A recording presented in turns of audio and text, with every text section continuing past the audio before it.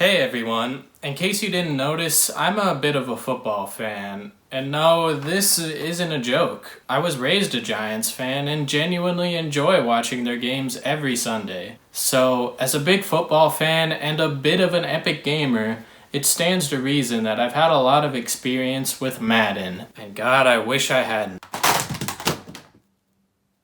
For those unfamiliar, a brief introduction. Madden is a series of American football games developed by EA Sports. The series is released annually, with one of your favorite NFL stars chosen as the cover athlete, or Peyton Hillis. Of course, the name Madden comes from John Madden, a legendary NFL coach turned broadcaster who lent his voice to the original games and my nightmares. Yeah, he not only rambled, but he rumbled and stumbled. The gameplay is, well, what you'd expect from a football video game, though there are several different modes that usually center around building your own team to compete and beat your opponents in good old classic American football. The first Madden game came out in 1988, and the series has been releasing annually since 1990. But enough with the old stuff, why talk about Madden 2 when I could talk about Madden 2? Truthfully, I don't have much experience with the older Madden games because I was slightly limited by not being alive, so my Madden story begins with the first Madden game I owned, Madden 09 for the Wii. I didn't play this game much at the time, as I was still mildly interested in football at best, and this series doesn't really appeal to anyone who isn't at least vaguely familiar with sports. Even so, I enjoyed the game from time to time, and it still is the only Madden game I own with mandatory celebrations.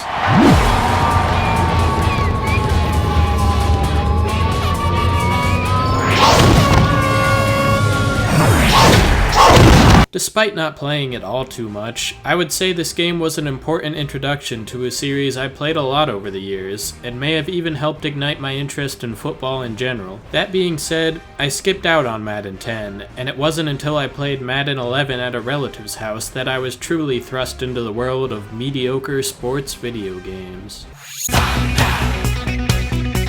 I picked up my own copy of 11 as soon as I could, and it quickly became my most frequently played Wii game for quite a long time. Even though the Wii version didn't have the same quality of graphics as other consoles, and honestly just had less effort put into it overall, as a kid I really had fun with it. Using the motion controls to throw the ball was a cool novelty. It had a pretty big name soundtrack that you just don't get in newer Madden games, and who doesn't love this oddly cartoony render of Drew Brees? I primarily played the game in franchise mode, which allows you to take control of your favorite NFL team and try to lead them to a Super Bowl victory, while making all sorts of weird management decisions along the way. God, I wish I had friends. I cycled through several seasons, and for the first time got to feel like I was personally building a great football team. But all of that was blown out of the water when everyone's favorite mistake of a cover came along with the release of Madden 12. After one good season before fading into oblivion, Peyton Hillis graced the cover of Madden 12 and found his way into sports fans' hearts forever. I also played this game on the Wii, and learned for the first time how unnecessary annual releases are. Compared to Madden 11 on the Wii, the game was essentially a glorified roster update with a whole lot more Browns running back. I mean, even the discs are the same. But at the time I didn't care, and enjoyed playing the same franchise mode for even longer than last time. Of course, I soon grew up and was ready for a real man's console, so I got Madden 13 for the Xbox 360.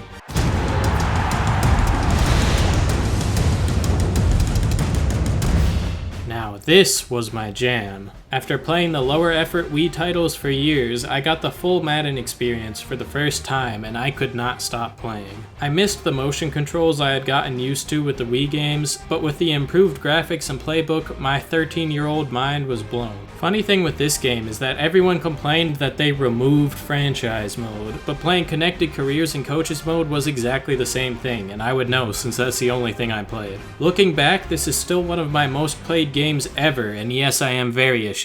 Next up was Madden 14, and let me tell you, this was certainly Madden 14 alright. Damn it! After EA revealed a hatred for the number 14, we met our friend Madden 15 the following year, and yeah, I was starting to lose interest. Again, I got it on the 360, and again I realized that annual releases of sports games are really pointless. Oh my god, this is the same game. Regardless, I still had my copy of the game, so I played it a fair amount, but I'd be remiss if I didn't mention Madden Mobile this year. If we rewind a few years, I remember playing this crappy mobile version of Madden on my iPad, which was about the quality you'd expect from a mobile game in 2011. But in 2014, EA decided to go all out and make a season-long cash grab of a mobile game in the vein of the Ultimate Team game mode from the latest console games. And just by coincidence, at the beginning of the 2014-15 NFL season, I happened to be fondly remembering the old, crappy Madden Mobile game I had played a few years prior, so I looked it up on the App Store, found this new and improved version, and decided to give it a shot. Now, this was during my first year of high school, when I should have been going out and making new friends, but hey, nothing screams not a virgin like a top 100 team in Madden Mobile. So I went on to play this game way too much over the next couple of years, collecting cards that represent real-life players to build up my team and take down others. In the meantime, I decided I don't like money, so I exchanged it for Madden 16 on Xbox 360. Mostly, I just wanted this one because it had a Giants player on the cover, so I burned some more time playing franchise mode, got tired of playing the same game as the last 3 years, and then bought the same game as the last 4 years. At this point, I finally gave it a rest, and after hardly playing 17 at all, have not bought a Madden game since, and basically quit Madden Mobile as well. It's kinda crazy to think that for a game franchise I have very little interest in nowadays, I still have so much nostalgia for the series and a weird attachment to it,